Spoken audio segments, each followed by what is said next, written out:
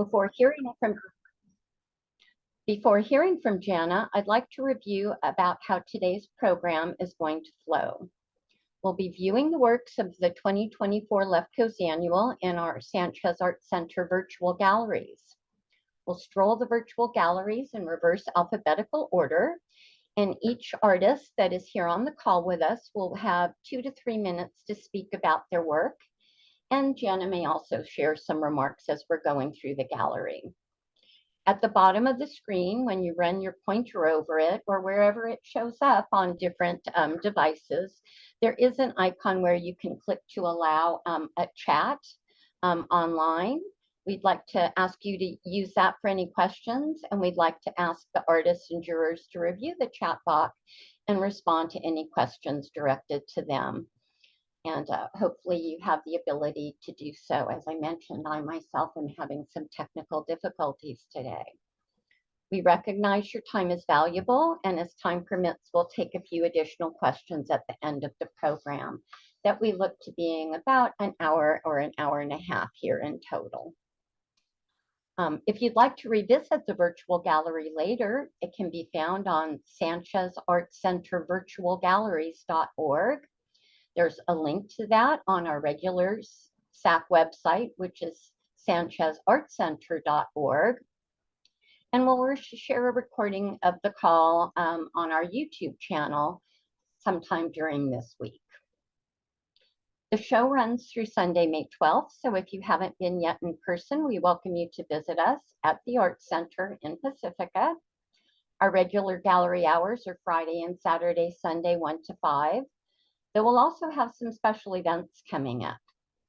On Saturday and Sunday, May 4th and 5th, we'll be participating in Silicon Valley Open Studios with nearly 30 artists on site to visit and hear about their art practices.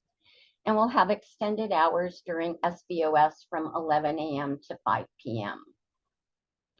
On the last weekend of the exhibition, we will be hosting our annual spring fundraiser, Art by Nature by Art, with natural floral creations inspired by works in the show. Advance tickets for the event are by timed interval on Friday and Saturday, May 10th through 11th, with proceeds supporting our exhibition and community engagement programs. Tickets will be available later this week on Eventbrite for that really fun event. On Sunday, May 12th, the last day of the exhibition, entry will be by a small donation at the door.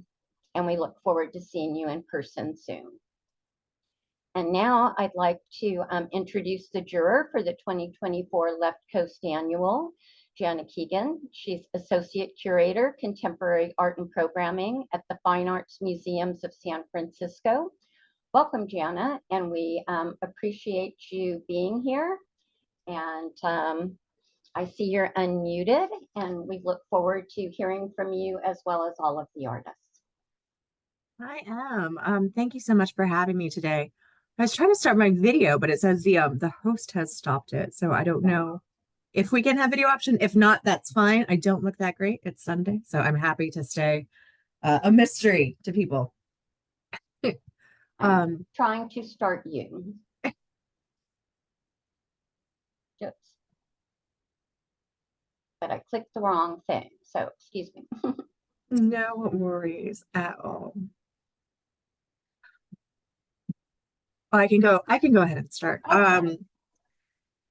So one, I would like to thank you so much for inviting me this year to be a juror for the Left Coast Annual. It's really an incredible honor. I know there have been, I was looking at some of the other jurors who have served in years past, and I'm very honored to be stepping into their shoes for this iteration. As you mentioned, Cindy, we had over 1,200 applications. And so the process of jurying did take a couple weeks. I think a lot of people, certainly at the opening on Friday, asked me what my criteria were when judging. So I thought I would just start to talk a bit about that and let people know a bit behind my process. Now, this is different than I would do a normal exhibition. Normal exhibitions, you have a central thesis and you pick artwork that is sort of thematically aligned with that thesis. But this work for the Sanchez Art Center, because it's a community organization and one that for the Left Coast is supposed to represent all of us, from California to Alaska over to Hawaii.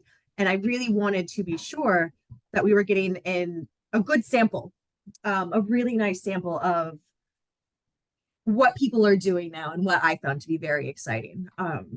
So one of the things I did was very consciously try to fight against my own bias and preferences. I certainly have a very strong bias for conceptual work, for work that has a lot of materiality to it, and for work that is abstract. And I think what I was surprised about is that some of the most compelling pieces in this exhibition really were not those that I would have typically been drawn to. So from that point, I looked at the technical specifications of a work of art, whether or not a work was how it was executed, and that was the first major round of cuts I did.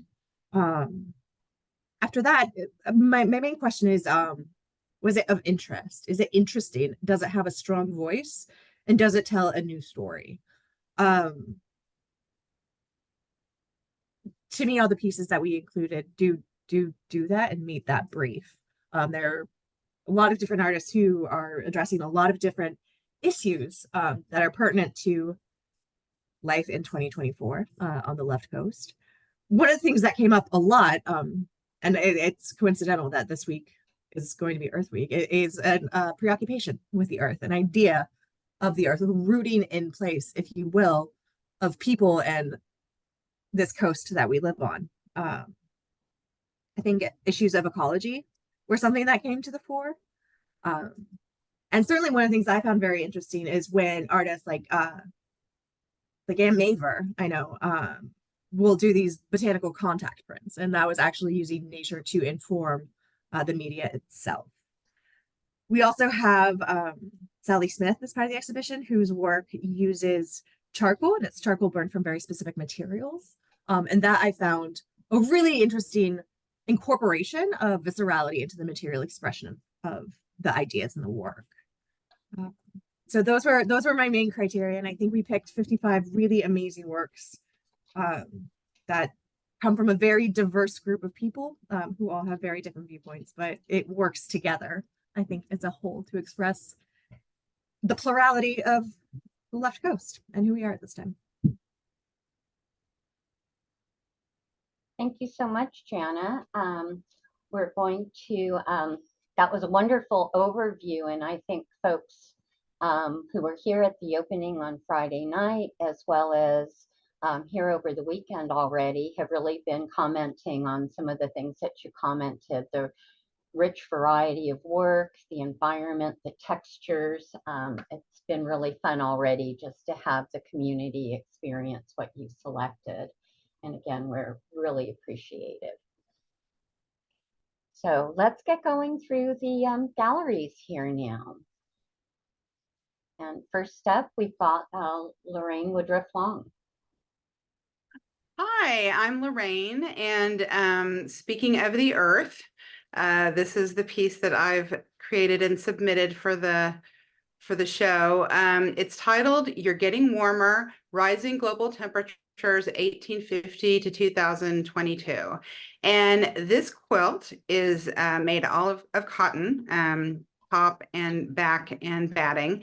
And it's made from a data set from a climate scientist named Professor Ed Hawkins, who's at the University of Reading in the UK. And he created this data set. Again, it goes, if you're looking at it, you can see it goes from 1850, January from the top left, and goes all the way to 2022, December in the bottom right. So each year is a stripe that goes vertically.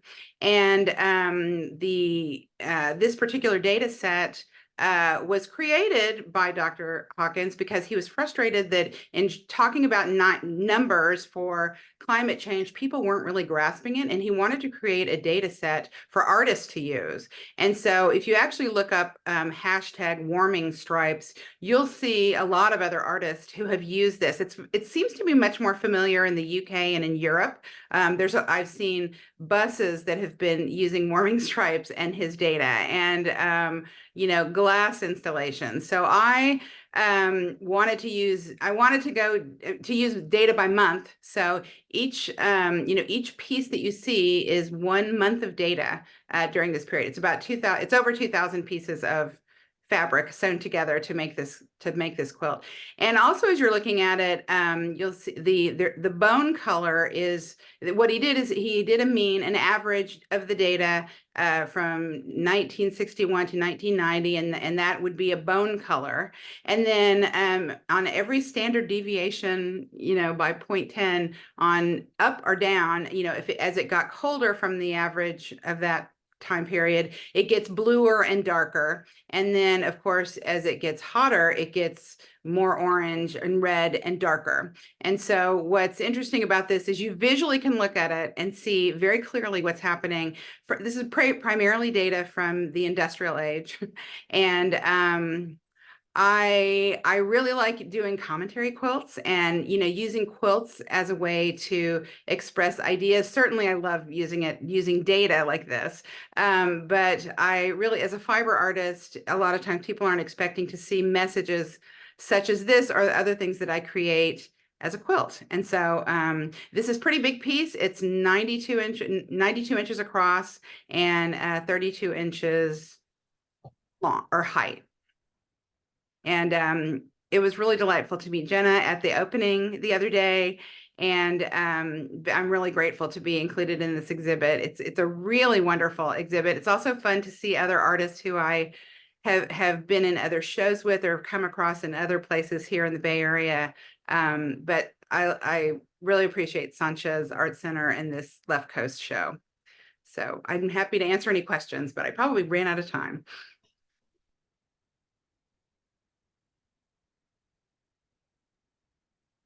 So thank you very much, Lorraine. It's a fabulous piece.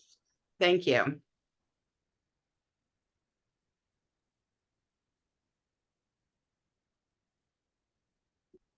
Victoria. Hi, I'm Victoria Vidal. I'm an atmospheric landscape painter living and working in San Francisco. I'm drawn to the ever-changing beauty of light and its effect on color and form in nature.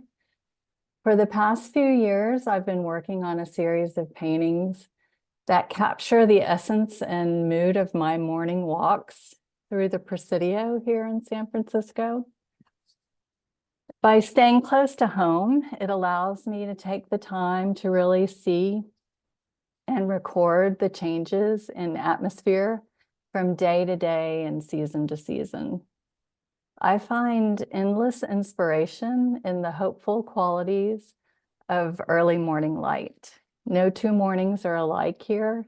Sometimes it's cloudless, and other times there's a diffusion of light through the fog.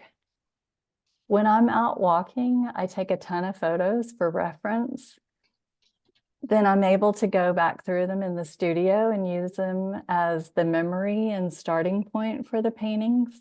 And then I let my imagination take over regarding the color palette. All of my work is made in studio.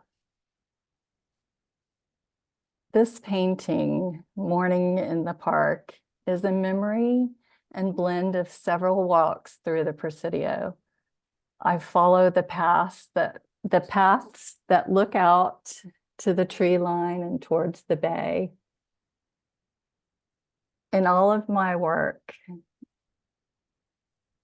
it's about recognizing the fragile beauty of the world and inviting you to take the time to notice what's around you when you're out and about. Thank you very much for including me in this show.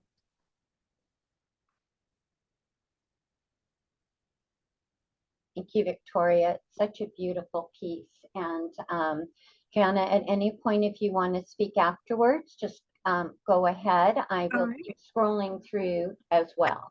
I did have one question for Victoria. In my day job, when I'm not juried for the Sanchez Art Center, I'm actually a curator at the Fine Arts Museums in San Francisco.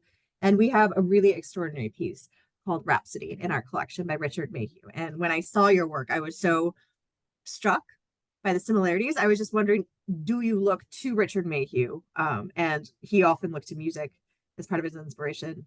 Do you do that as well? And if so, what do you listen to while you paint? So I do listen to music in the mornings, and it's like I really love like Vampire Weekend and the Shins. So I have those on repeat. And I do love Richard Mayhew's work, and I just went to hear his artist talk in Sonoma when he had the show there at the museum.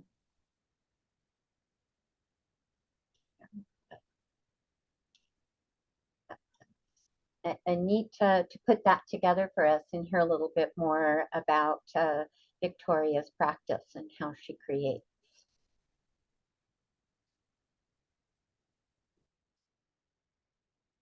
Amanda Thomas.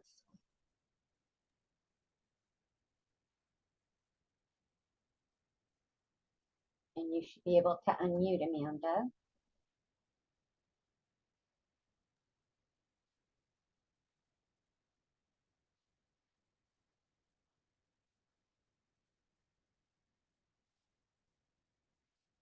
We can't hear you, Amanda. And you are unmuted.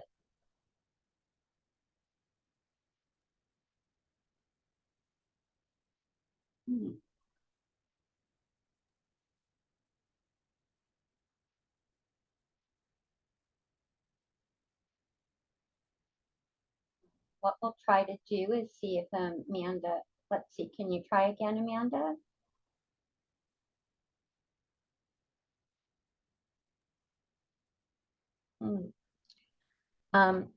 Any remarks on this, Jana? I see Amanda unmuted, but we're unable to hear her. Yeah, I'm so sorry about that. I was really looking forward to hearing more about your process. Perhaps we could circle back to Amanda. Do you need to reboot? Yeah, Amanda, you might want to try dropping off and then maybe coming back in. We are chatting on the side, and she's thinking she might have a little computer glitch right now. So we'll see if we can circle back to her. Yeah, of course, that'd be great. And we can always read her artist statement, I think, if we can't actually hear from you today, which would be a shame. Right. So yeah, we'll see if Amanda can maybe drop off and come back on. And then that means we're going to be going to the next artist here, Linda Tapscott. Hi, can you hear me? Yes, yes. Great. Okay, I really wanted to first just thank Sanchez Art Center and the staff and Cindy and all the volunteers, because just do so much work, I know, to put on these shows every year. So just really appreciate it. And also really appreciate Jana, because that sounded like a huge undertaking to curate this show. So just want to say thank you. This piece is called Relative, and originally I was inspired by Ruth Asawa's work, her wire sculptures. And what attracts me to her work is the idea of shapes that have an inside and an outside, where you can see from the outside into the inside that there's another shape. And I work with reed. I'm a basket maker, but I use basket making techniques to create sculptural pieces. And so working with reed is not see-through like Ruth's wire work. So that was my first challenge. But I decided to stick with the natural color because of the material. I didn't want to change it in any way. You can dye and paint reed, but I just felt the beauty of the natural color was important. And I enjoyed the process of weaving. For me, it's very meditative, and the hands create their own rhythm. And I enjoy the feel of the reed in my hands, the balance between the flexibility of the material, and the stiffness, which holds the form and creates the shape. Also with reed or any material, when you're weaving, it sort of starts to dictate the shape. And for some reason, this piece really started twisting a lot, which I really liked. So I tried to emphasize the twisting. This piece is called Relative. It's about relationship. There were 6 members of my birth family, and 3 have passed away, both my parents and a sister. So I have a remaining brother and sister, and the 3 of us are very different. Yet I can still find a thread of our core values that our parents instilled in us at an early age. This fascinates me, how we can be similar in some ways, yet so different in others. Relative, the sculpture, reflects on our inside versus outside identity and how self-image and close relationships define us. It's a statement about the dance between personal identity, what personal identity does with both internal and external relationships.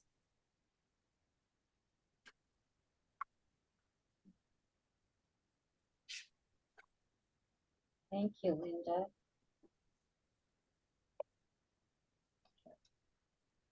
Powerful personal statement. Thank you.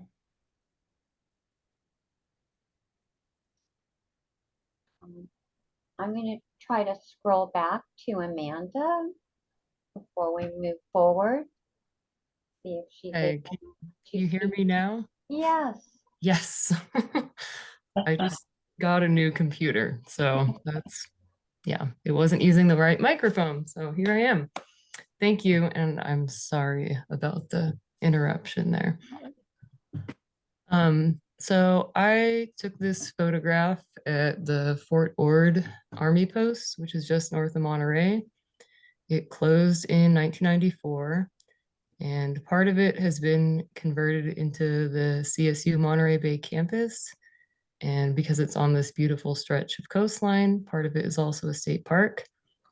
But a substantial amount of the original structures are still there, just abandoned. And that's why I went to Fort Ord, because I love photographing abandoned places.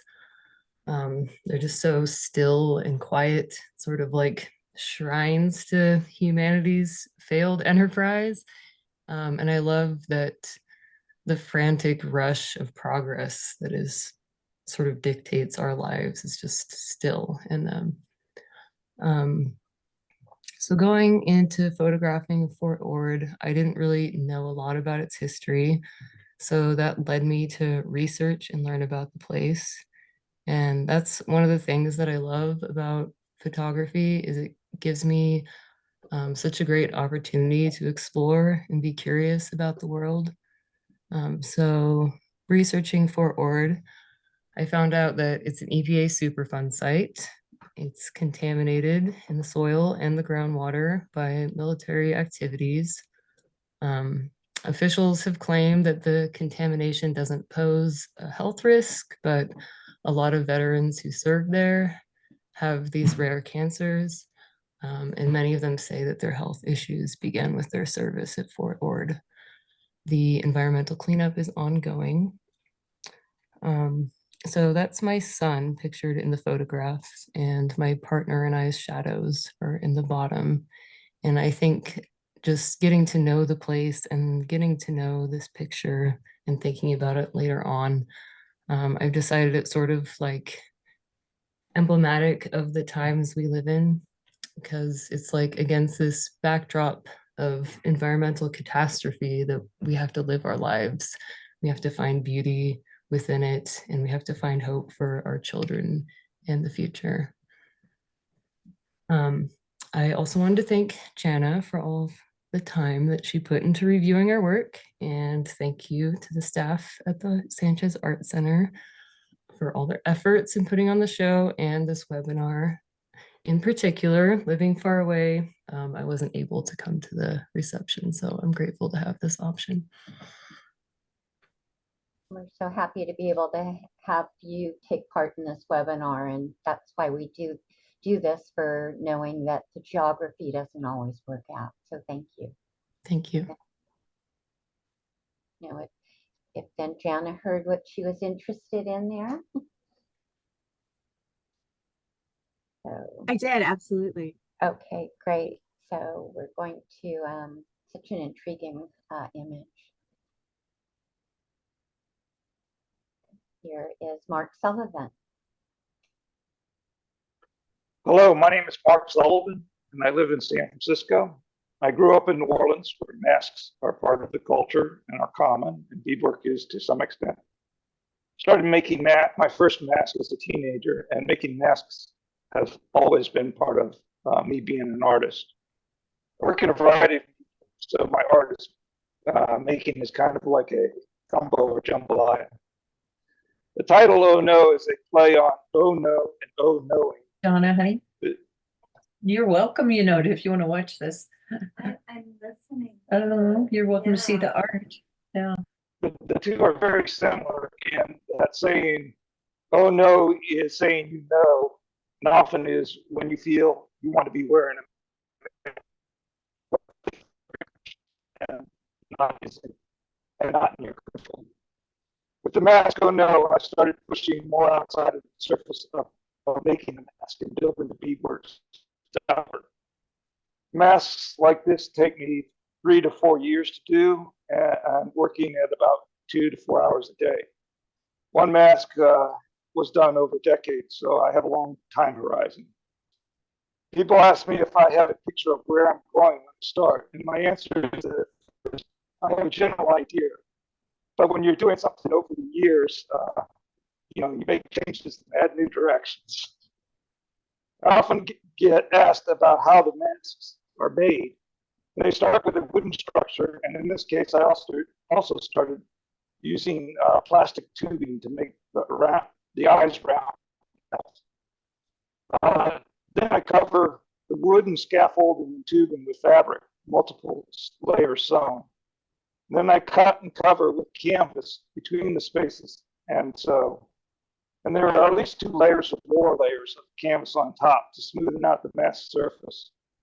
Then I start beading and sewing in the beads on the surface and building outward. The outward building is mostly various beading techniques using only thread and bead structure.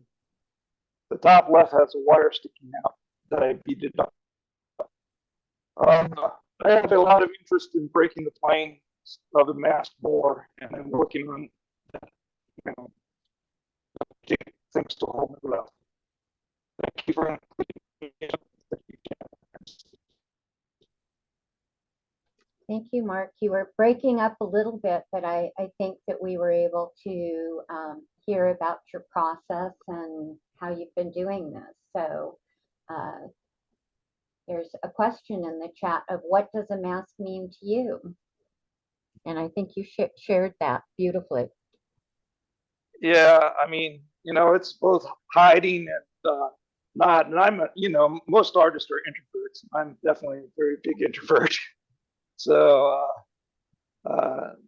mostly it's just, me projecting outwards, at least aspects.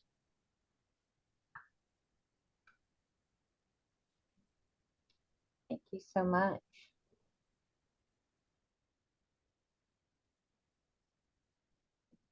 Scroll through, and Sally Smith will start with this work. Can you hear me? Yes. Okay, great. So first of all, I want to say I also make representational paintings that are foil paintings, landscapes, things like that. But about half of what I do is this charcoal art. About 10 years ago, I felt the need to explore something different. And I came up with this idea of making charcoal out of unusual things, and there were really no instructions anywhere on YouTube or the internet.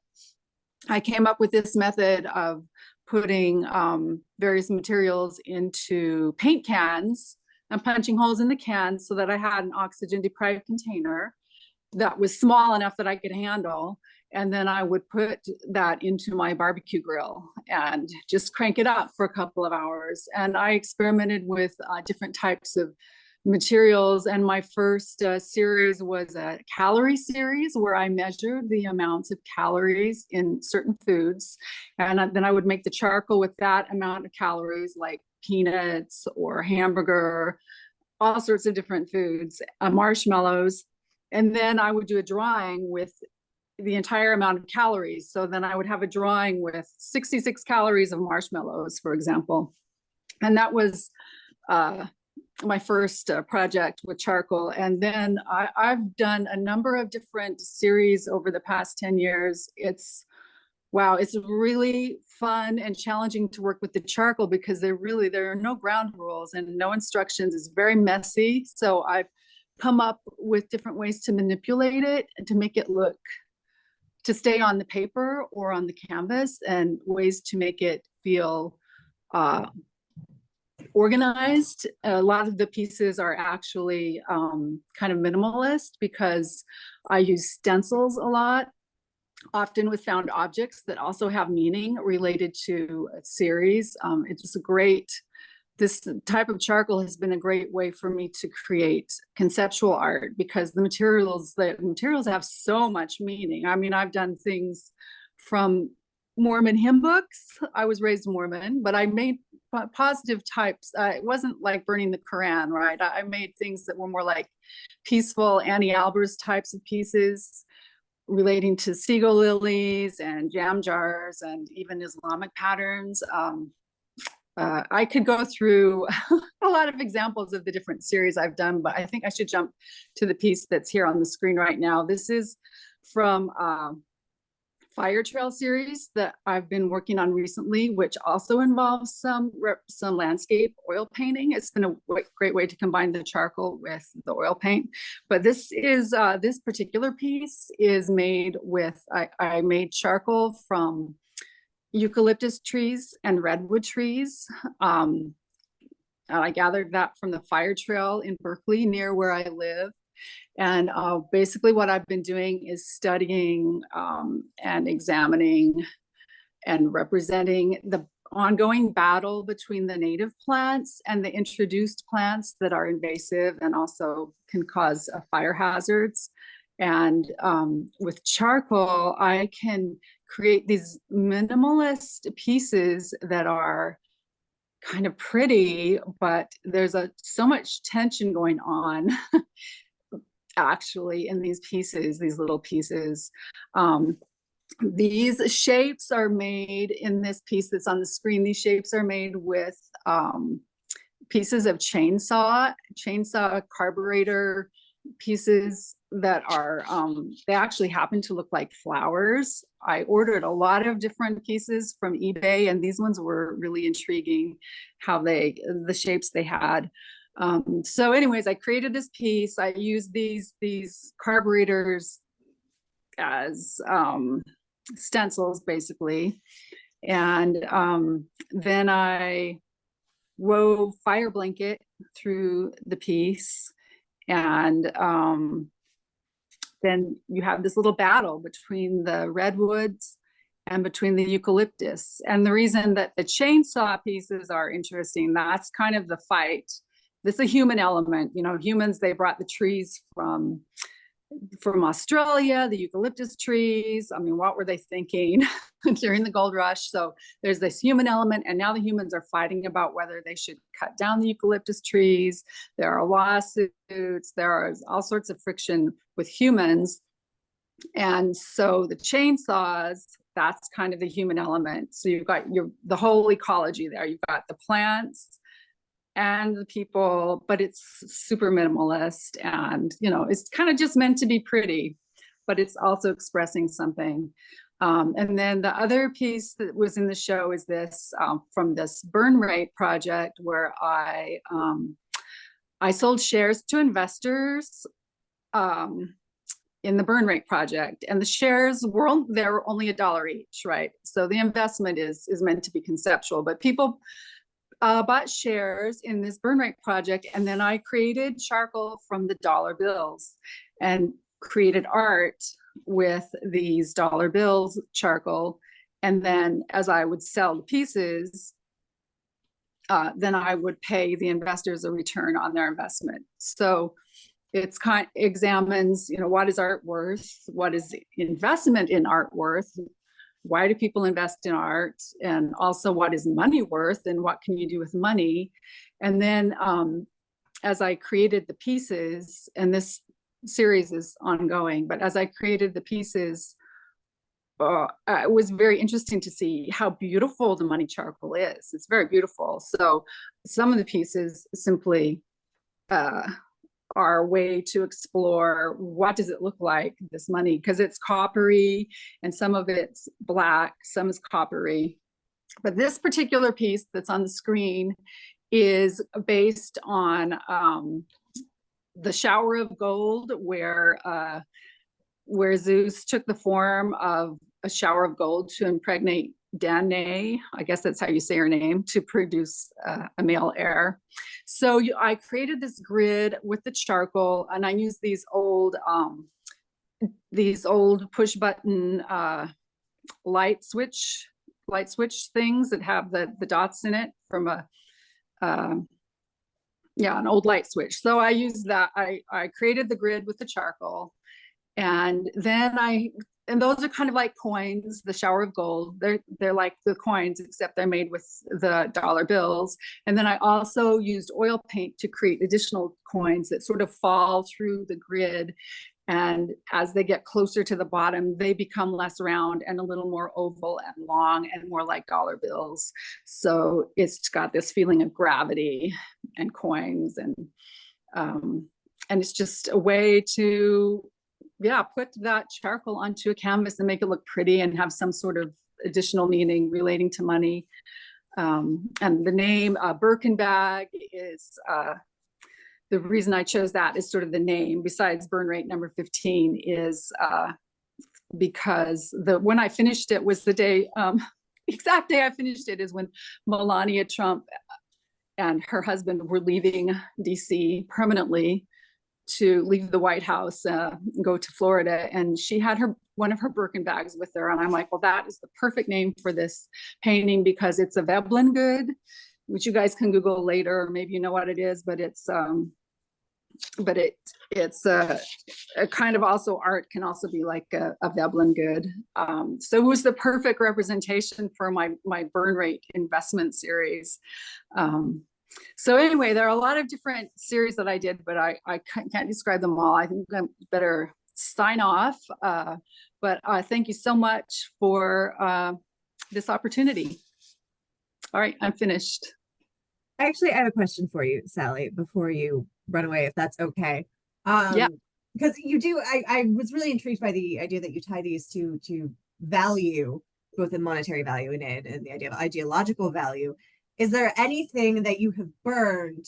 Like, what have you burned that made you the most nervous to burn it? Either health reasons or ideological, or because of the material cost? Well, I did burn, these are $1 bills. I burned $20 bills for to make a portrait of Harriet Tubman, because she should be on the $20 bill, and maybe someday she will be. But so I'm like, well, let's burn the Andrew Jackson $20 bills and make a portrait of Harriet Tubman. So that made me kind of nervous, just because it was more costly than $1 bills. But a tube of cadmium oil paint is, honestly, probably more expensive than my $20 bill charcoal. So it only took, I think, 3 $20 bills to make the portrait. So that's like a tube of cobalt blue, maybe. Thank you so much. And then the health reasons too. I do call my neighbors or text them when I make some charcoal, so that, because it can be kind of smelly, and so just so that they don't call the fire department, so they know what's going on. Wonderful additional backstory to your creative process. Thank you.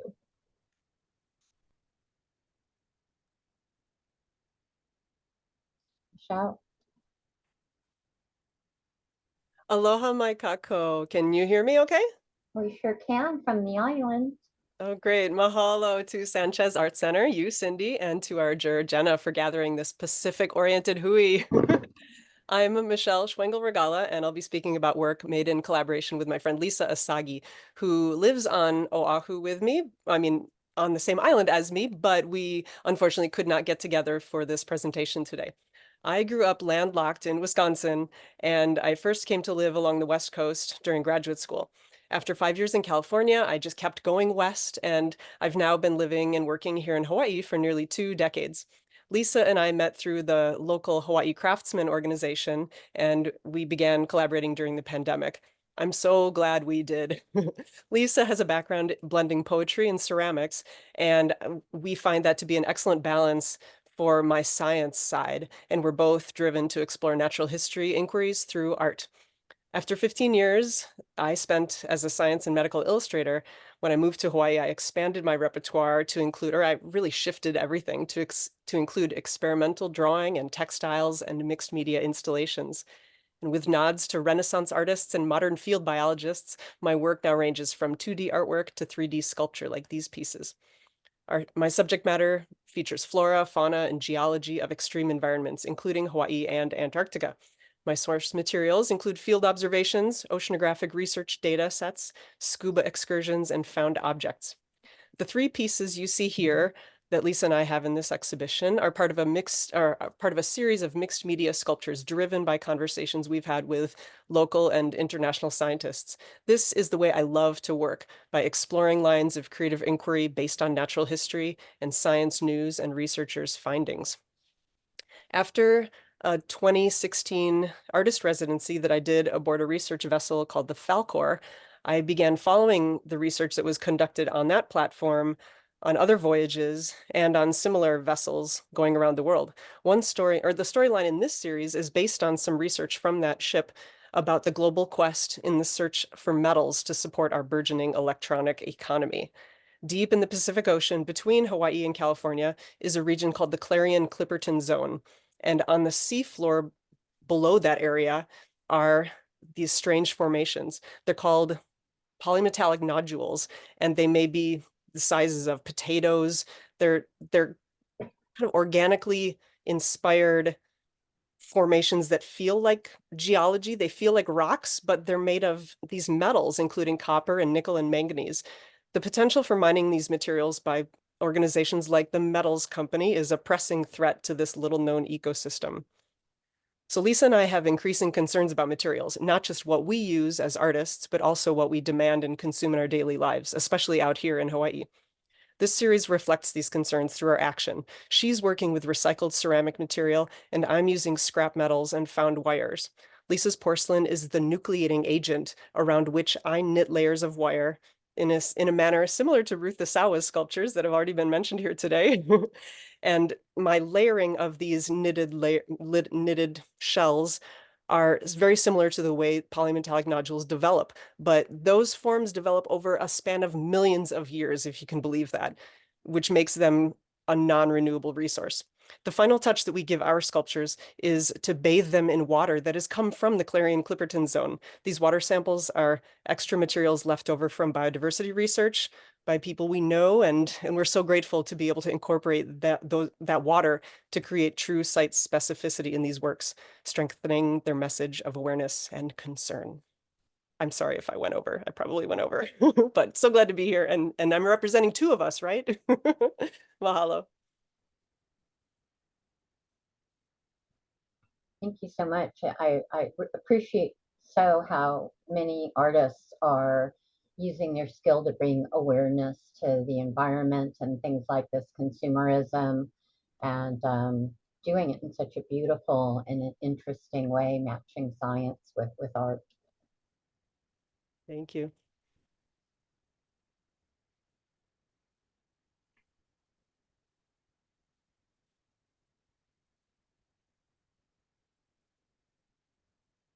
Nancy.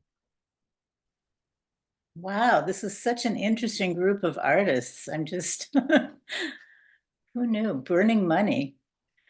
I've been using shoes in my artwork for many years. But when the pandemic started, I began a series of sculptures using the cowboy boot as a metaphor for the plight of asylum seekers at the Texas border.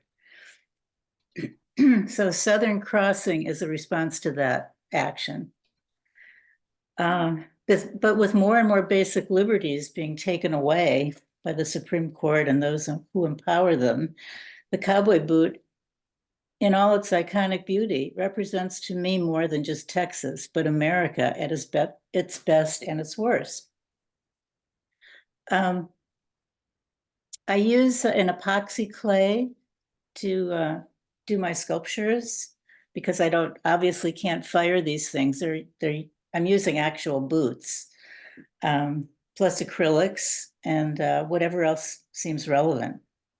In this case, it was leather barbed wire that I found on Etsy. So that's pretty much it. And I believe these are part of a series, aren't they, Nancy? Yeah, they're definitely part. I have, quite a few of these now. And each one is about a different sort of right that's being taken away from us. I'm doing one on abortion. I did one on voter suppression, et cetera, et cetera. Seems to never end. Thank you so much. Thank you for, again, artists bringing visibility to such important issues. Well, it's great to be part of this show. Thank you. Thank you, Nancy.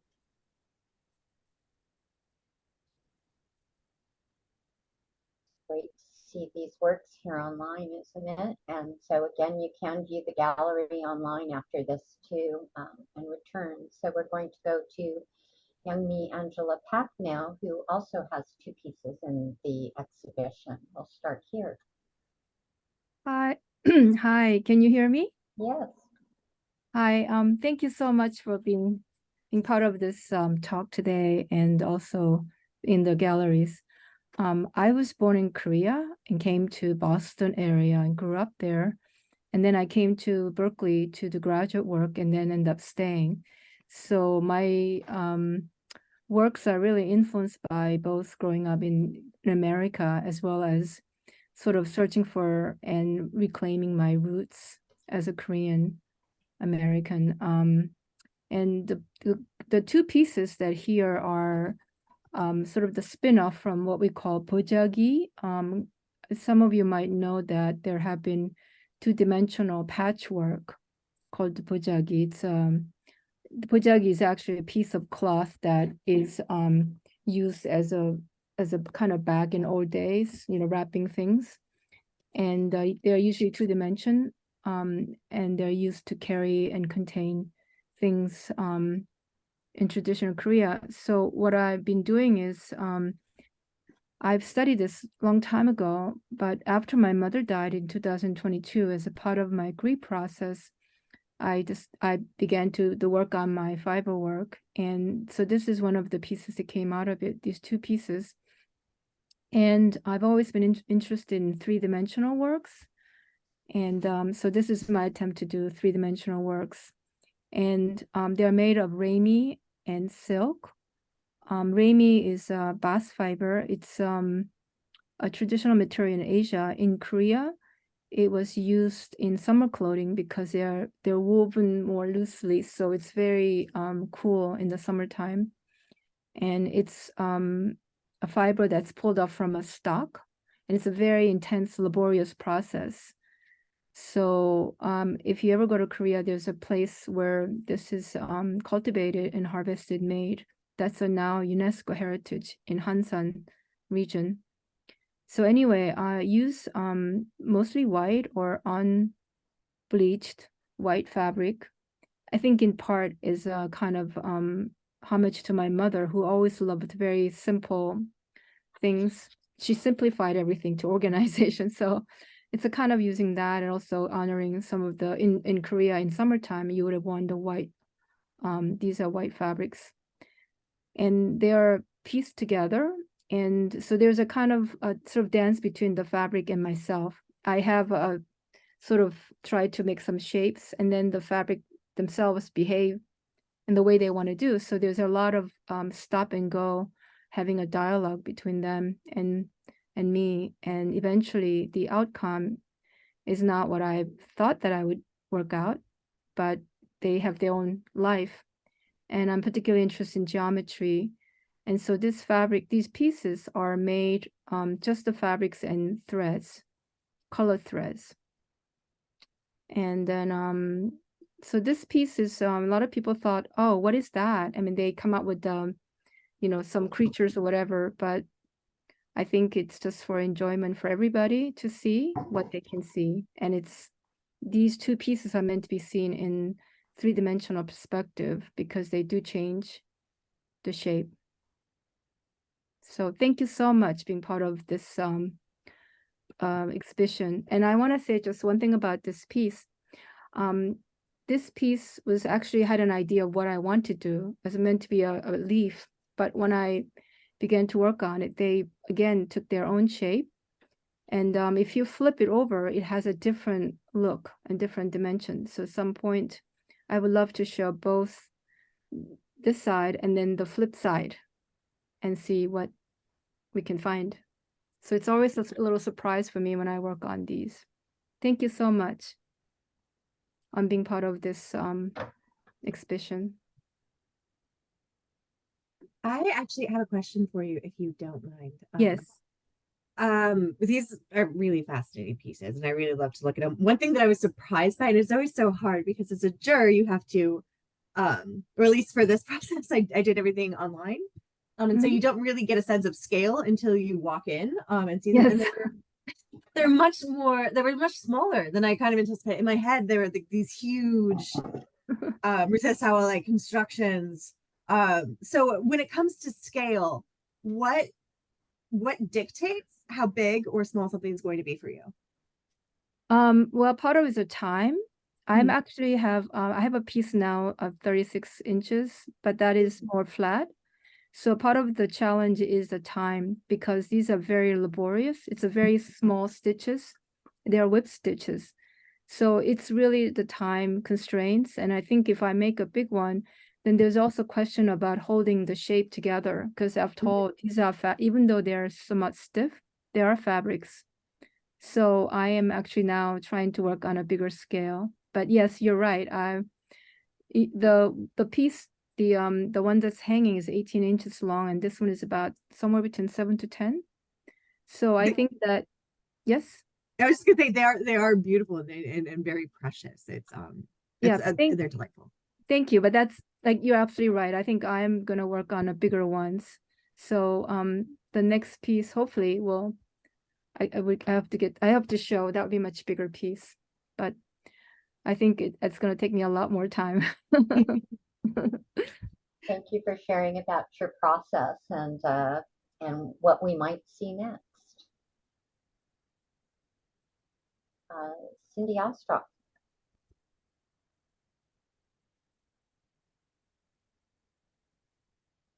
Can you hear me now? We sure can. Okay, good. Thank you. And thank you for including me in this fantastic exhibition. I'm really impressed with the work. I'm a printmaker, and I have been working with traditional techniques for a long time, but over the past number of years, I've been experimenting with a lot of different kinds of printmaking and combining things. And now what I'm doing is taking a lot of prints and papers that I've printed and put them together in collage. So for this piece, I started with the buildings that came from a 4-color lithograph that I did from a photograph that I took of the city of Bruges, which is a place that I visited a couple of times. It's quite beautiful. And then, as you know, if you work in collage, it's really a matter of composition and color.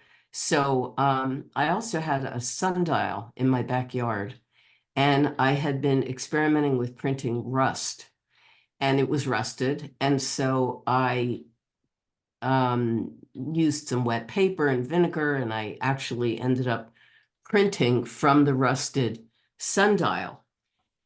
And then the second impression of the sundial is actually just a crayon rubbing. And then in the top right, especially during COVID, I was experimenting with a lot, as I'm sure everybody was, experimenting with a lot of processes that you could do at home. I hadn't done any silkscreen in a long time, really since college. And I started learning a silkscreen process where you could use water-based crayons on a silkscreen. And the piece in the upper right is from a piece that I did that included that.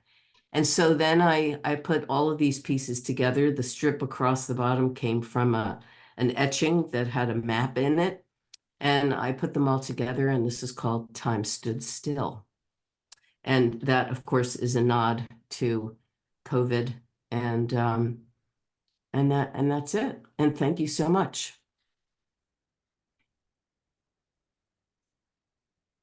I was intrigued about when you were using rust. So thank you for providing a bit more on how you started doing that as a material. Yeah, you find yourself looking on the ground for a lot of stuff, trash, all kinds of things, recycled things. It's interesting. You can get a lot of very interesting prints. So it's fun. Thank you. Cool. Thank you.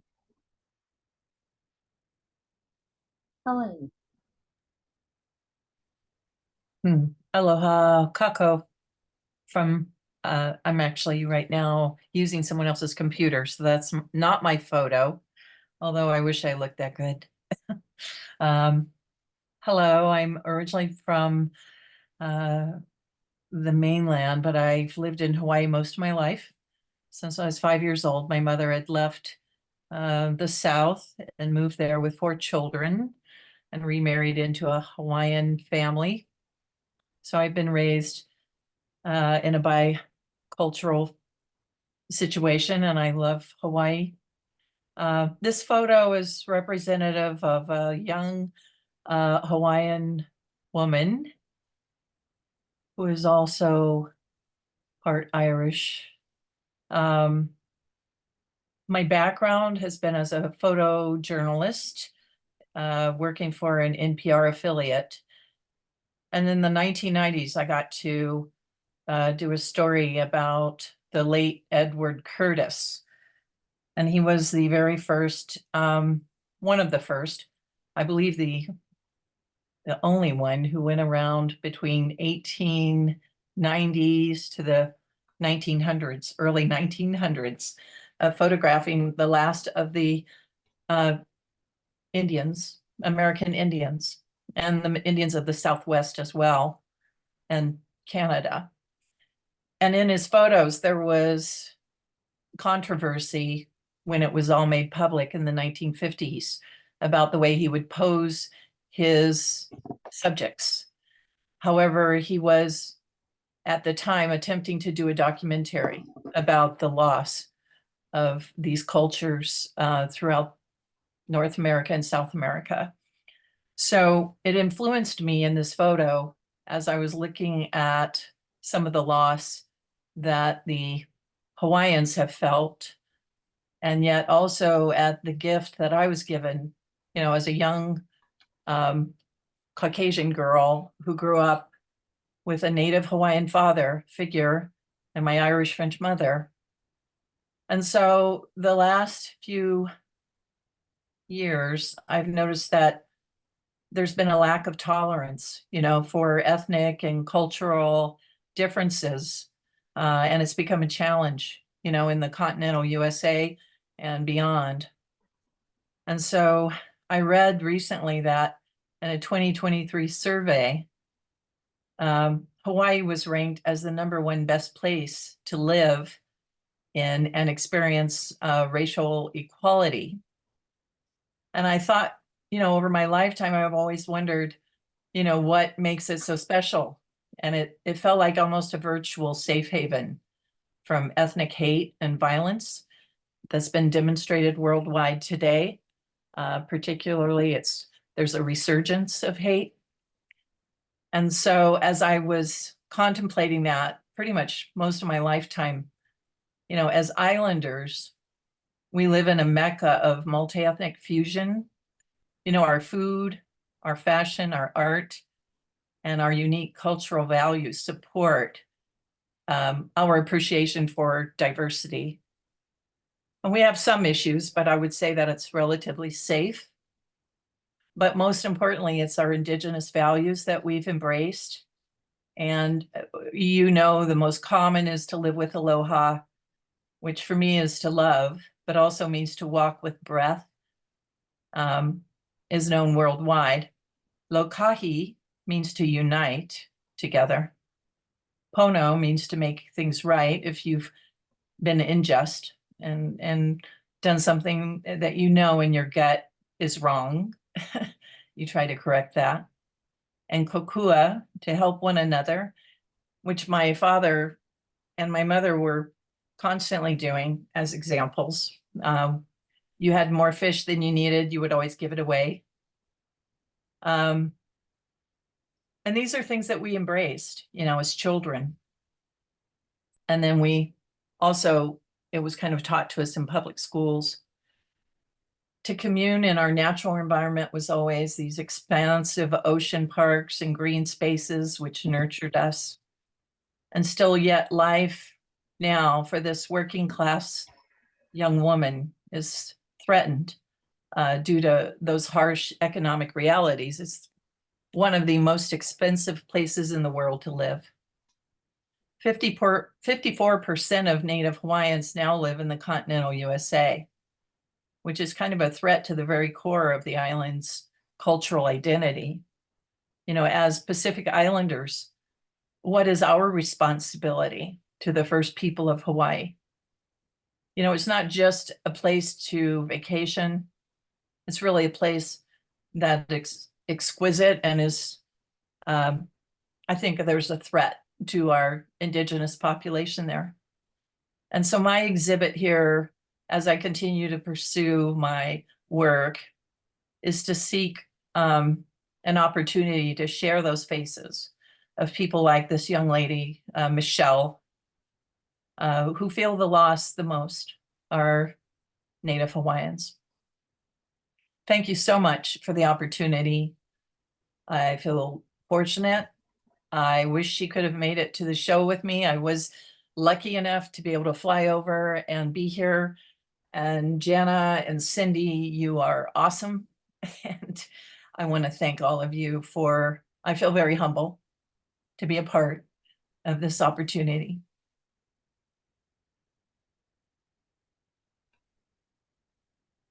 Beautiful portrait, and it shows kindness and compassion, and you expressed it really beautifully, Helen. Thank you so much.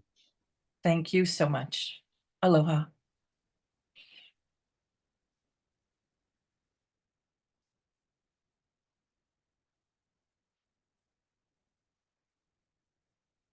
Yeah.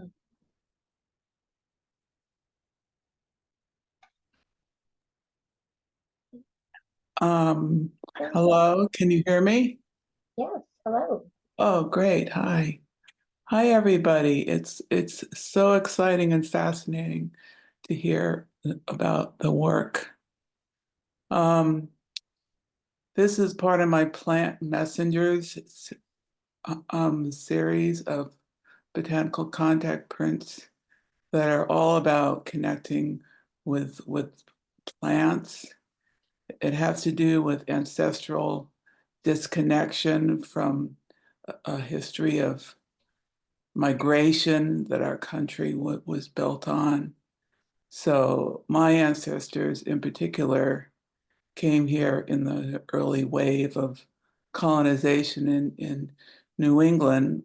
I grew up in Massachusetts, and I believe that they carried a lot of grief and disconnection from land. So this project is all about finding that connection for myself and encouraging other people to connect with plants. I want to ask viewers, what plants do you love? What plants are calling from you when I'm these prints, I go out and forage for fresh plants, and I pick the ones that are calling to me that day. So it is a performative process to make the prints. Let's see what else I might want to say about that. It's a continuation of my work to find home and connection. If you have any questions or comments, I'm happy to respond.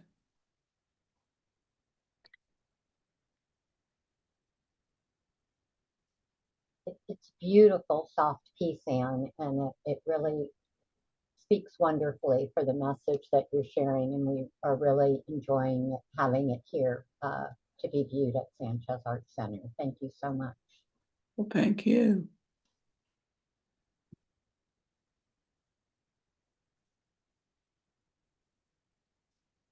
Kimiko, and can start with this piece. There's two in the exhibition. Yes. Hi, this is Kimiko Kogure, and I am very honored to be included in this show and also be very humbled to be chosen as one of the artists to exhibit next year. I'm very honored. And thank you so much for the Art Center and Jenna. I wanted to talk about this piece.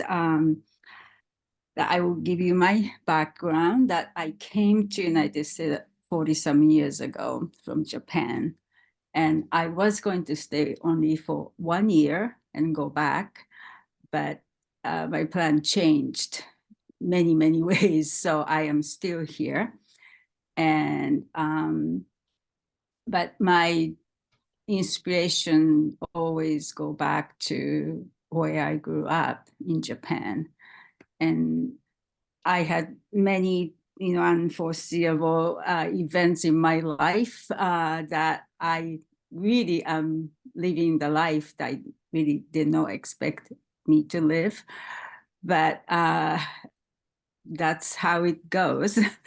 And this one was the time I finally was able to focus on my artwork, even though I have been doing a lot of artworking, but there was a time when I had to raise my 3 children by myself and so on. So I had many years of blank, even though I tried to do some activity.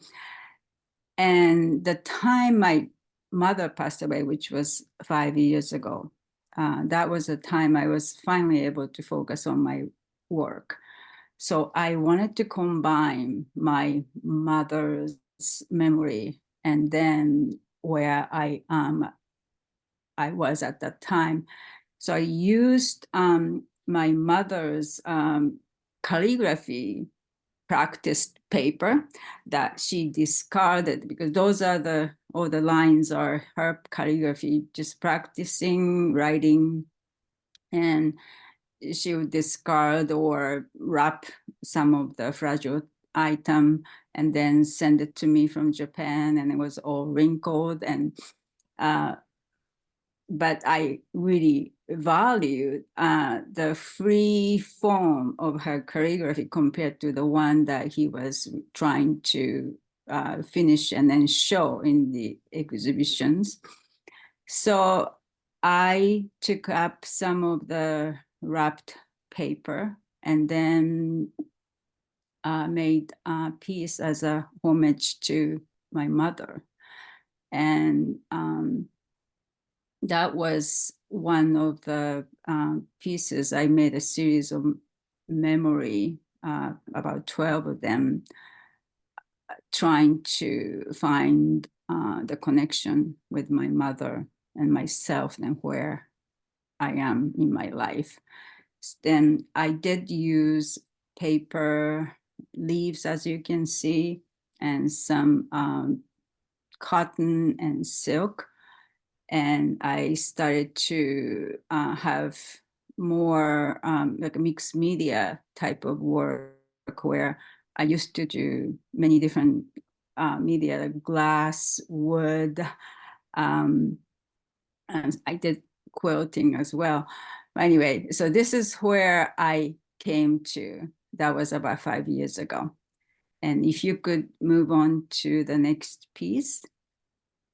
This is a piece I felt I came to new place. I named this piece Door because when I finished this work, I felt like I was facing the opening to my next place. I'm going to different place because this is actually stretched silk. It's a raw silk stretched and hardened, and I cut stretched silk into small squares, 2 inches by 2 inches, and I had many of them. And I was starting to glue each piece, and I was doing something such, ordinary, using square, just gluing those things, and I wasn't sure this was something that could be meaningful. But as I kept doing it, it was kind of going back to my life, how each individual piece represent how, I came this far. And even though they're different, they each have an individuality that variable and special. And that's how I look back my life. I'm woman in the 60s, and I do think about where I have been. And also, this is a piece of accepting the very ordinary thing or ordinary person. That's who I am, and also ordinary people around everywhere in the world. You don't have to be this charismatic, special person, as long as you know who you are and then accept who you are and then value who you are. So I started one square, kept making more and more, and then gluing more and more. And then I was doing more first about square work, and then it became square. And then it wasn't quite enough. So I kept doing it. And when it became the size where I can really feel like I can walk into the next stage of my life, I knew it was done. So this was, to me, a very significant piece. And I'm continuing to do the series of using stretched silk. And then I'm really looking forward to having pieces for next year. I'm very excited, inspired. Thank you so much. Kimiko, I have a quick question for you, if you don't mind. What do you glue the pieces to? Like, is there a substrate? Do you glue them to each other? Because there's so many. Yes, I am gluing to the black cotton. It's a fabric. Oh, okay.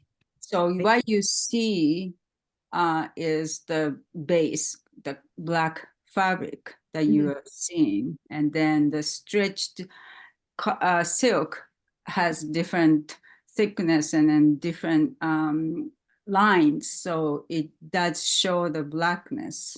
Yeah. Depending on the piece that you use.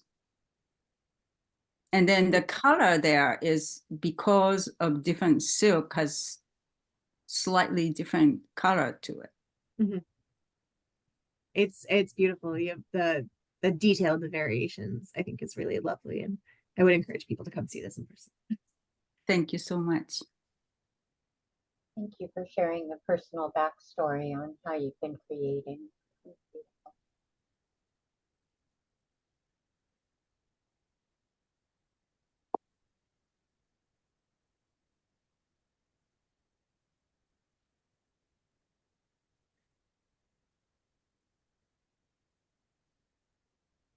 So many cool pieces in this show, aren't there? Sorry, some of the artists had other obligations today, but Beth Fine is here with us. Yes, I'm here. Can you hear me? We can. Okay, great. I'm so honored to be part of the show. So thank you to Sanchez Art Center and Jana. And I love the work I've been seeing. And it's great to hear how the artists have created their pieces. I'm an interdisciplinary artist. I've worked in a lot of different medium, but my art tends to reflect my personal existence within the world that I'm living in. So previous work has been about social justice and accessibility and climate change. But much like some of the other artists, a few years ago during the pandemic, I was experiencing a lot of grief. I went into the pandemic having lost my best friend and my father just shortly before the pandemic began. And then within a year, my mother. And I went to an artist residency. Actually, it's the same artist residency I'm currently at, which is why I regretfully missed the opening. But it's a printmaking residency, and I brought with me wood forms that I had cut ahead of time to certain shapes without I didn't have a plan.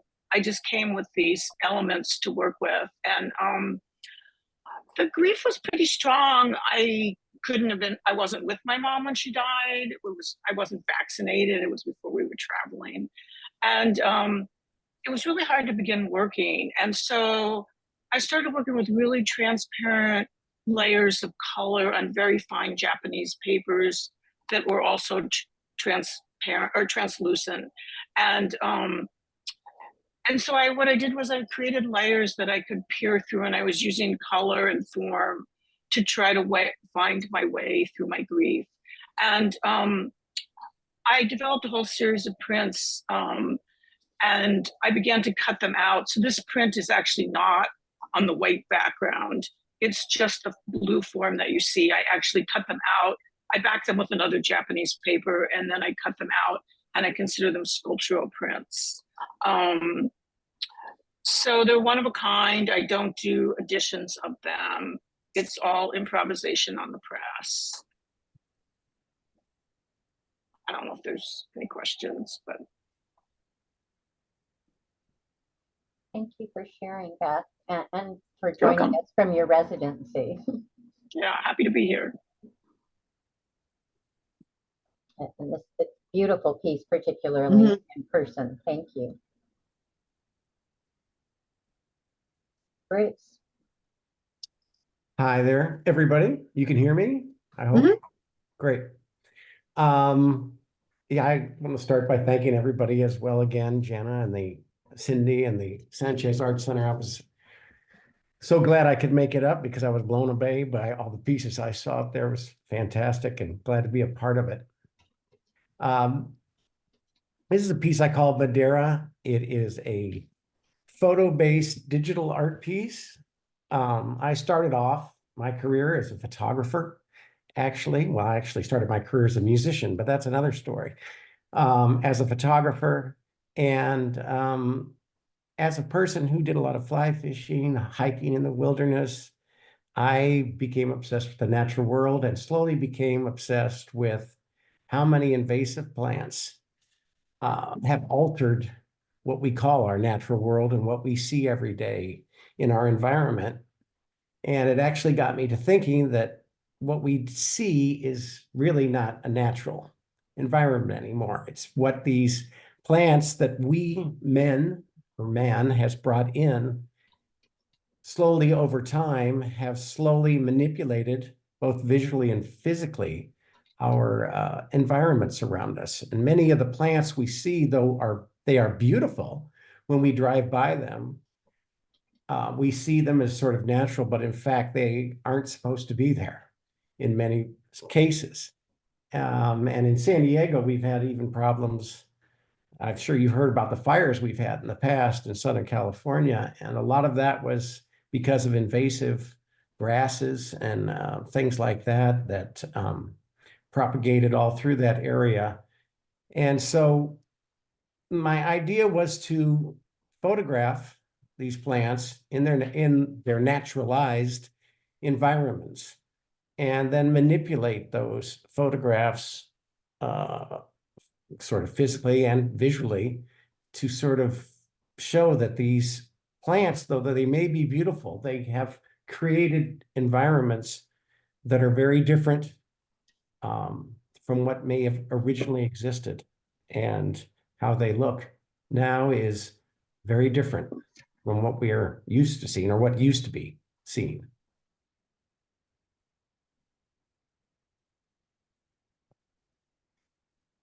Thank you, Bruce. And another really important and powerful environmental message. Sharing it and having sent us your work from San Diego. Yes, glad to do it. I think that's one of the things that I discovered through this process of jurying that made me feel really a sense of community over what is a huge area. Is that the left coast is a particularly beautiful corner of the world. And I think all the artists in the show seem to care very deeply about it and preserving it. Great comment. Thank you, Janet.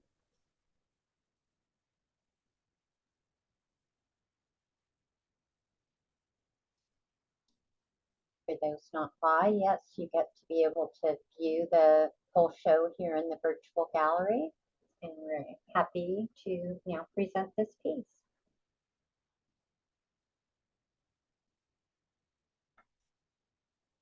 Mute.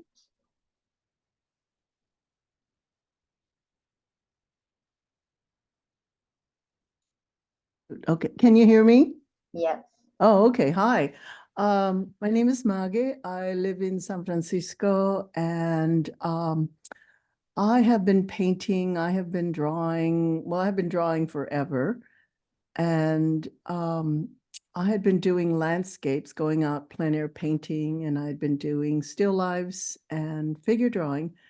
But I was feeling that I needed my work to have make a statement. And I started just looking at things in my life, and I wanted to do a story. I wanted to paint. I wanted to talk about. I wanted to give voice to important issues. So I started thinking about something that I could relate to, something that affected my life. And I realized that when I was well, a couple of things that happened. Well, I'll just jump into it. I realized that during the pandemic, this was before the pandemic, and what I wanted to do was to talk about working women, essential workers. And so during the pandemic, they started talking about essential workers, farm workers, people that are putting food on our table, people that have been taking care of children, people that are grossly underpaid, very undervalued, and not compensated. If they're not working, they're not earning a living. So this first piece was something in the way that would start the conversation. And the photographs that I was working from, because these are not actual people, this is a collage of different people. So I used faces and arms, and I just wanted to create a certain look.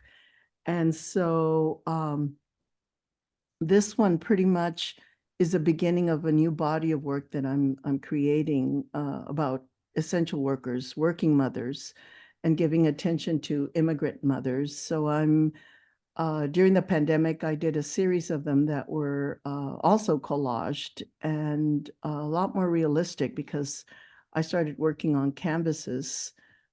Prefer to work on panels because I feel like that medium gives me more, that substrate gives me more flexibility. Anyway, so I am now interviewing a series of women immigrant workers that some of them work in the farms out in Watsonville or surrounding areas, and then they come to the city to sell their produce. And then there are other domestic workers that either care for elderly or care for children. And so I feel that this is an important conversation to have because they too need to be well compensated. With the work they do really supports the professionals in technology, in the medical field, in many fields. So anyway, so what I tend to work with, this particular piece is, it's on panel, wood panel, and I start with an abstract background and I collage pieces of things on it, papers, what have you. And then when it feels like I've got the beginning of something interesting in the background, I move on to the figures. And then I add more of the, like in this particular case, I added more flowers and needed more flowers. And then I realized I needed something else to create more liveliness. So I added the monarch butterflies. And I'm Mexican American, so I'm really feeling like this is the people I want to be a part of their, I want to talk about the immigrants and what have you. And so, yeah. And so the purpose of this again is to voice the need for the essential workers to be acknowledged and to better compensated for their efforts. This one is 40 by 48 and thank you very much. I really look forward to coming in and seeing the work. I wasn't able to make it to the opening the other night because I had been committed to a fundraiser, but I'm really looking forward to the work. What I've seen so far looks fantastic, very enticing, and I look forward to meeting you guys. And thank you, Jenna, for getting me into the show. I really appreciate it. Thank you for submitting your work. Beautiful representation, and the layers of this are just stunning in it. So look forward to seeing you. Thank you.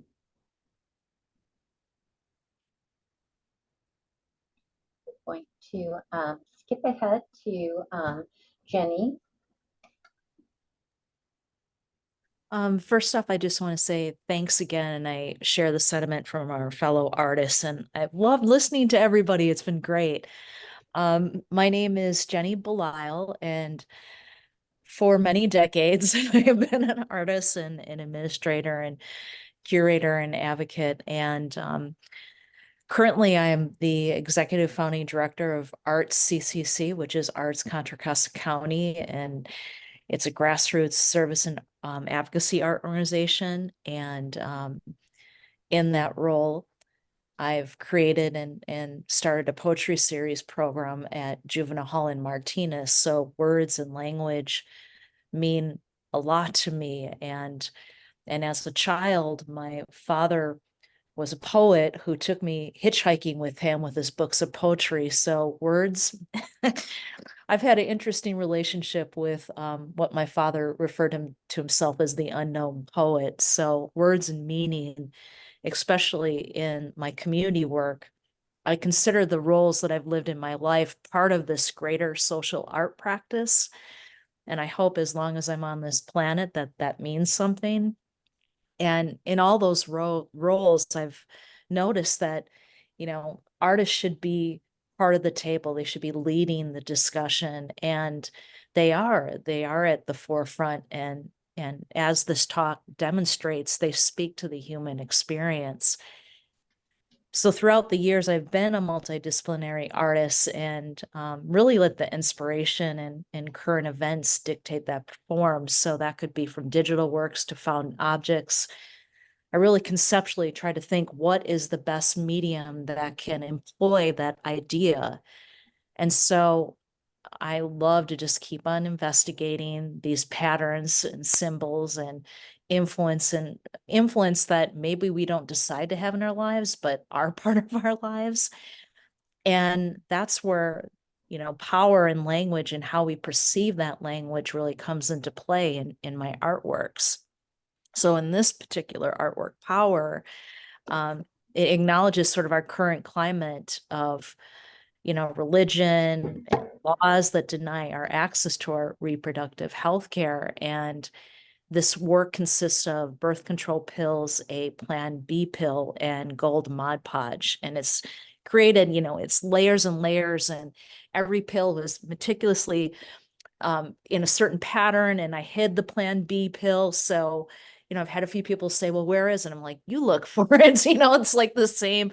It's how we're going to feel when access becomes more and more denied, and it sort of becomes this relic of things that we used to have no longer, that we no longer have access to. So I really like sort of taking these challenging topics and rage them subversively in quote unquote pretty or over the top beautiful patterns, and especially from these materials like birth control pills and that Plan B pill. So, we don't know what the future is going to be with this stuff. So, it becomes sort of another sparkly, shiny object to divert our attention from important matters. And I'm currently working with rhinestones and shotgun shells, so having a lot of fun with that. So I appreciate your time and everybody listening to me speak. Thank you. Thank you, Jenny. It's always exciting to see what issue you're going to be bringing forward next and making sure we're all aware of what's going on.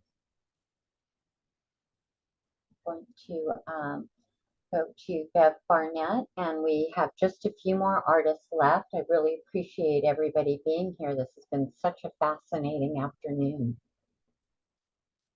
Thank you so much. Can you hear me? Yes. Wonderful. As everyone else has said, just really gratitude for you, Cindy, and everyone at the Sanchez Art Center, and to Janna, of course. This has been such an interesting time and a privilege to hear everyone's stories. So here's mine. I'm a singer-songwriter. I'm a plant fiber paper maker, a weaver, a natural dyer, a botanical printer. So essentially, I'm curious about everything and always experimenting with what's right in front of me. So plants from my backyard, both the fiber for weaving and for paper making, and those that give us natural pigments. So many plants in my native California garden give wonderful colors. I also forage for eucalyptus and all kinds of fine things. I grow pokeweed and am fascinated by it. And I have a rust farm. I mentioned that in the chat. I'm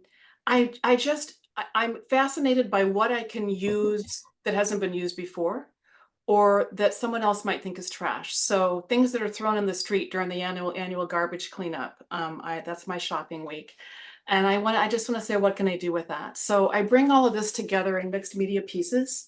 I sit with my found or created objects for quite a while, and then just let them intermingle with what I'm experiencing in the world, which is similar to my songwriting process. Sometimes my songs take years, sometimes they come out quickly, and they're always inspired by what's happening around me. And when it's time, it's time. So in the case of this piece, Rainstorm, I knew I wanted to weave with guitar strings. My husband is a guitarist, I'm a guitarist. They are ever present in our home. When we were touring, we changed strings on 3 guitars every week, and they can't go in household recycling, and I was not going to leave them in the trash at the Motel 6. So I've collected them and incorporated them into my art for many years. The inspiration for this piece, though, ultimately came from the beauty of the canyons of the Southwest, of the sheer cliffs that we see the ocean beating and carving against. And I knew that the strings would play the part of the driving force of rain and water that has carved beauty in stone since the beginning of time. So I brought in fabrics and wove them in, fabrics that I dyed with rust, some that I botanically printed with leaves from my backyard. I wrapped some of the fabric in 100-year-old rusty piano wire to provide the metal assist to draw out and fix the natural pigments. And if you look closely at the striations of color, you'll even see the marks from the wrapping of those piano wires. And I topped the piece with moody storm clouds using palm fronds that had fallen in my neighborhood during last year's torrential rainstorms, and provided that connection to the force of the rainstorm in the canyon. So it's always my hope that my work will pour you in for a closer look, that as you examine the piece up close, you'll be further intrigued by the texture and even feel a sense of joy. And in Rainstorm, I hope that you'll see that each element plays its part in beating out the rhythm of the rain in the canyon.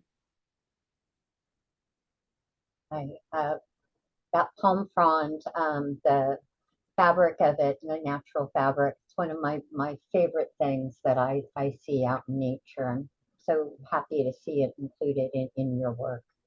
It's wonderful. I mean, there's parts of it that are just like paper, and there are parts of it that are the wood that you can carve. And it's I actually picked these up. They were driven over. I let them sit for 3 weeks while I and everybody else drove over them in the street before I picked them up. So they were naturally softened. Thank you for sharing that additional part of your process.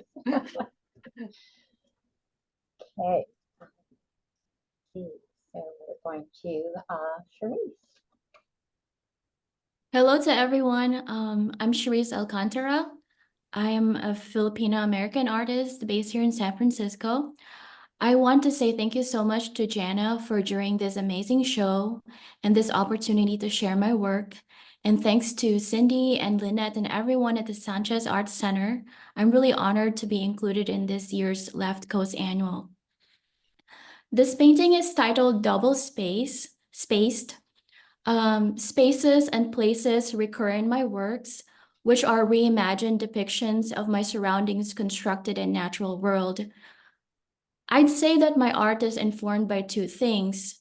First, our feelings residing in this mobile contemporary world, feeling disconnected from the here and now.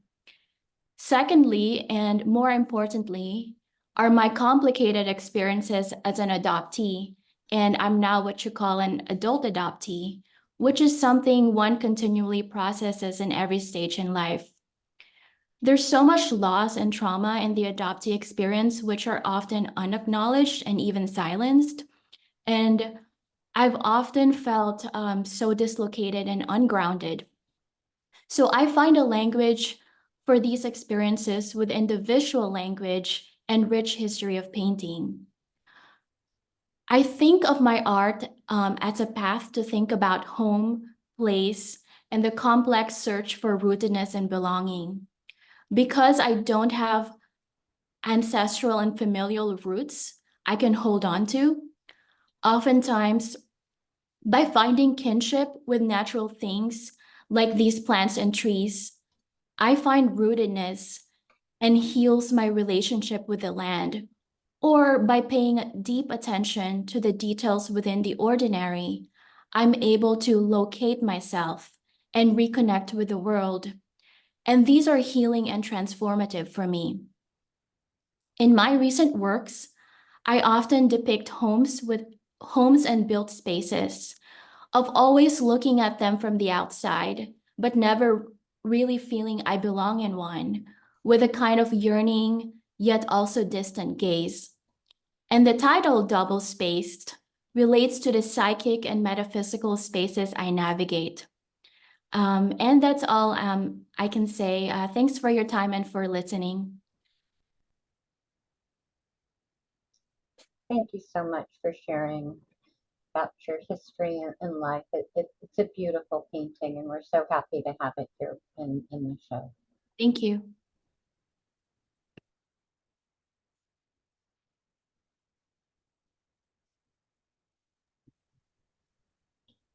Hello? Yes, hello. Hi. Hello, my name is Samurai Akarvardar. I live in Cupertino. I was born in Istanbul, Turkey. In my childhood, my family would have summer vacations on the Aegean and Mediterranean coast every year.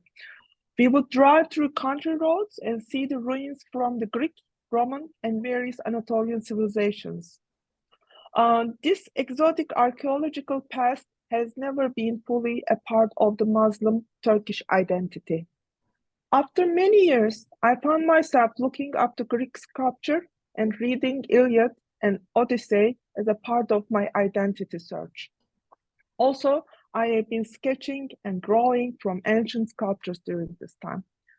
I am attracted to archaeological artifacts not just because of their historical, cultural, or personal value. As an artist, I am attracted to their visual presence as well.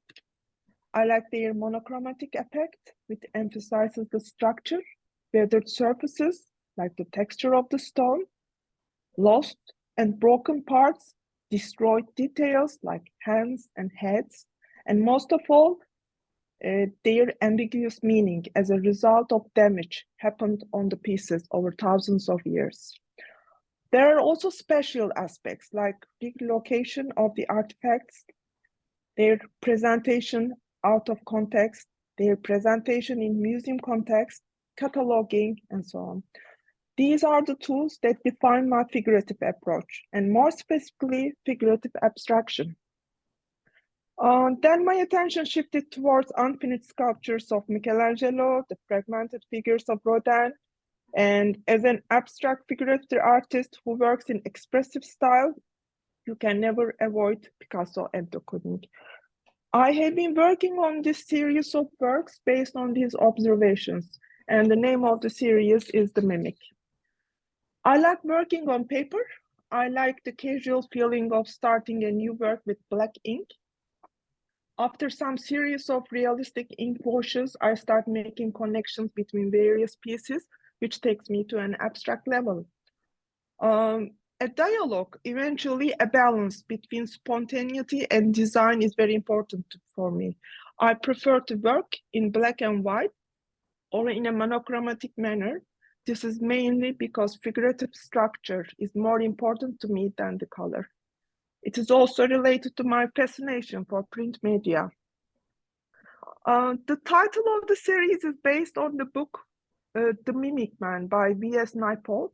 I like how he tries to make sense of the human condition in a historical and a political context.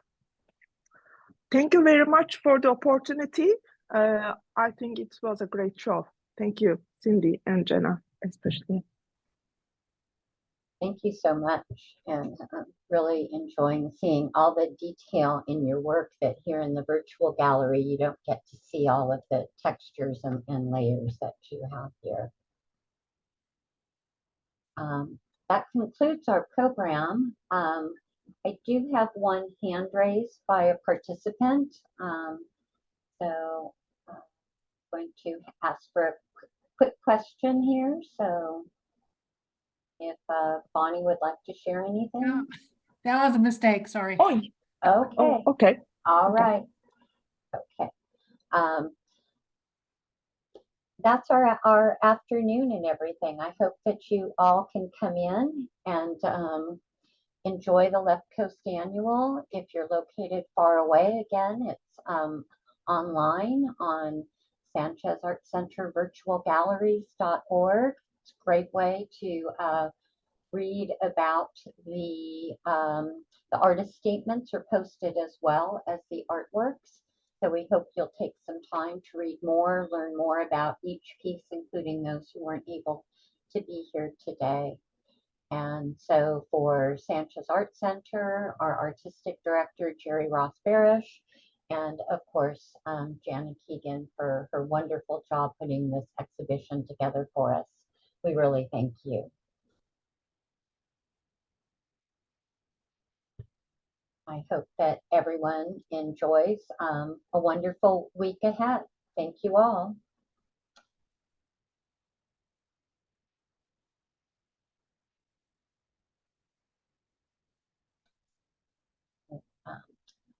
Conclude the program now. Thank you, everyone.